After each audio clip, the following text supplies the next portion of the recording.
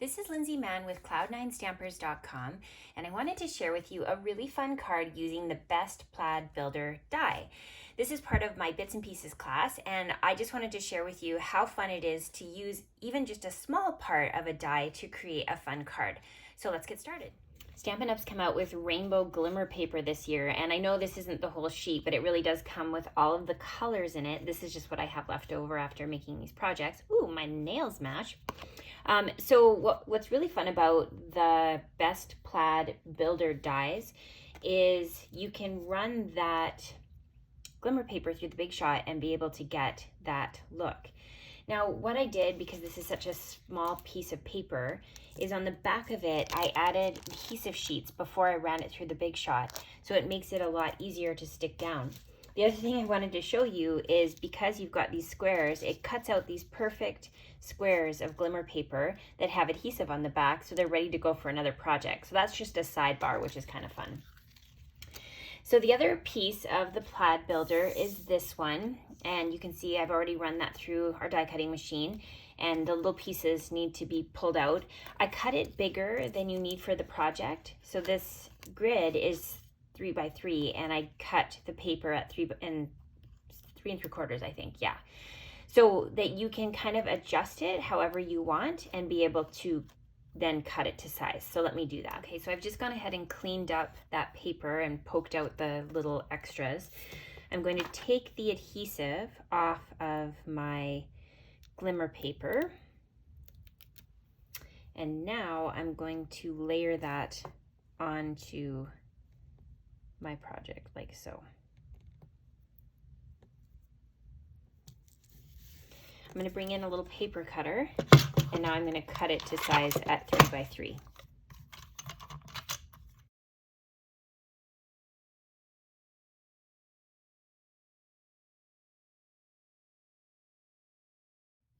So now I'm bringing in a layer that's just a little bit bigger than our plaid piece, and I'm going to use dimensionals on these nice squares so that I can layer that up. And I'm just going to go ahead and cut one of these in half so I can get it right to the edge here.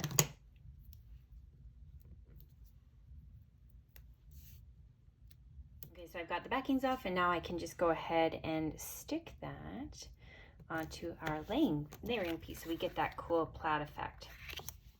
Next, I'm going to bring in a piece of Flirty Flamingo to coordinate with the pink, and we're using the label die. And I grabbed a greeting from the Itty Bitty Birthday stamp set. This is one of my most used greeting sets. I like the font in it. I love the different kinds of greetings in it. So we're going to bring in Flirty Flamingo ink, and we're going to stamp awesome at any age, like that.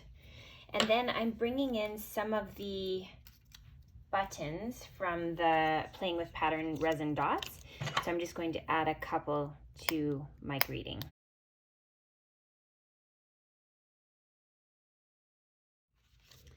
Next, I'm going to bring in some dimensionals, and I'm going to layer that onto our greeting, and we're going to add that to our front, just in the corner here,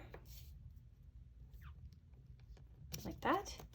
And then we're going to use adhesive to hold that into place onto our card front.